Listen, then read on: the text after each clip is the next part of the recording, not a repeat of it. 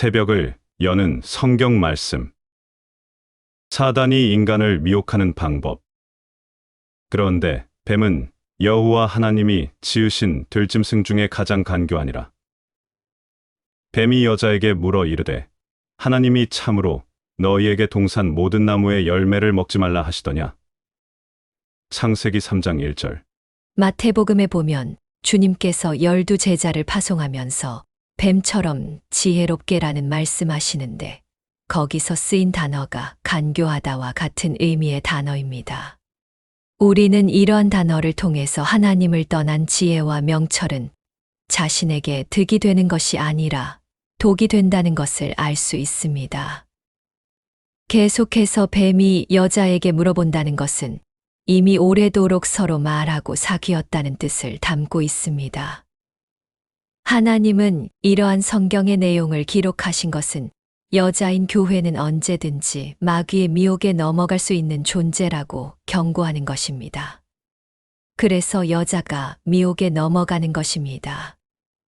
우리를 미혹하는 대상은 아주 친밀하고 현명하고 신뢰할 만한 존재의 모습으로 다가온다는 것입니다. 사도 바울이 이 하와의 이야기를 근거로 교회의 마귀의 미혹에 조심하라고 경고합니다. 뱀이 그 간계로 하와를 미혹한 것 같이 너희 마음이 그리스도를 향하는 진실함과 깨끗함에서 떠나 부패할까 두려워하노라. 고린도후서 11장 3절. 그렇다면 마귀는 과연 어떠한 방법으로 하나님의 백성들을 미혹하는지 창세기 3장 1절을 자세히 살펴보면 언뜻 보기에는 뱀의 질문에 아무 문제가 없는 듯 보입니다. 그러나 그 질문을 자세히 살펴보면 그 질문 속에는 아주 사악한 계략이 숨어 있음을 알 수 있습니다. 그 뱀의 질문과 하나님의 명령을 잘 비교해 보십시오. 먼저 하나님의 명령을 보겠습니다. 여호와 하나님이 그 사람에게 명하여 이르시되 동산 각종 나무의 열매는 내가 임의로 먹되 선악을 알게 하는 나무의 열매는 먹지 말라.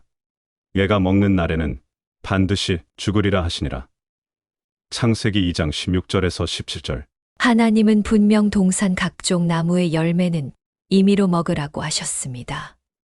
그리고 선악과에 대해서만 먹지 말라고 명령을 내리신 것입니다. 그런데 사단은 그러한 하나님의 명령에 참으로라는 단어와 모든이라는 단어를 넣어서 하나님이 참으로 너희더러 동산 모든 나무의 실과를 먹지 말라 하시더냐라고 질문함으로써 하나님의 엄격함을 의심케 한 것입니다. 이렇게 마귀는 하나님의 말씀과 전혀 무관한 것으로 하나님의 백성들을 공격하지 않습니다. 마귀는 예수 그리스도를 시험할 때도 그러했던 것처럼 하나님의 말씀으로 하나님의 백성들을 공격합니다. 그러나 마귀는 하나님의 말씀을 살짝 왜곡시켜서 그 말씀을 듣는 자들을 혼란케 만드는 것입니다. 수많은 이단과 사설들이 성경을 완전히 부인하거나 부정하지 않는다는 것을 명심해야 합니다. 이단이라는 말은 끝이 다르다는 뜻입니다. 다 같은 것 같은데 끝만 살짝 왜곡시킨 것을 이단이라고 하는 것입니다.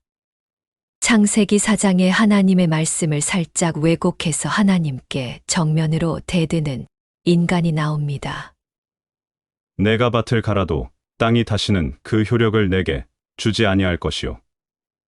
너는 땅에서 피하며 유리하는 자가 되리라. 가인이 여호와 앞을 떠나서 에덴 동쪽 노 땅에 거주하더니 창세기 4장 12절과 16절.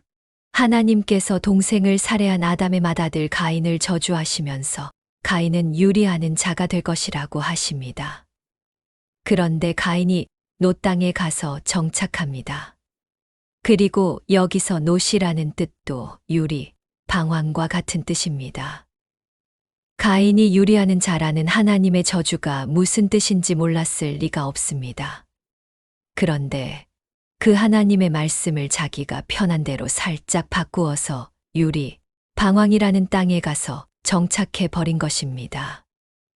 겉으로 보기에는 마치 하나님의 말씀을 잘 따른 것 같지만 실제로는 해볼 테면 한번 해보라지라는 도전적 심보가 들어있는 행동입니다. 그러니까 하나님의 말씀을 살짝 왜곡하는 것은 사실은 하나님께 정면으로 대적하는 것입니다. 그래서 하나님의 말씀은 1.1획도 보태거나 빼서 전달되면 안 되는 것입니다. 특히 자신이 하고 싶은 말을 전달하기 위해 하나님의 말씀을 왜곡해서 제시하는 행위는 하나님을 정면으로 대적하는 행위인 것을 알아야 합니다.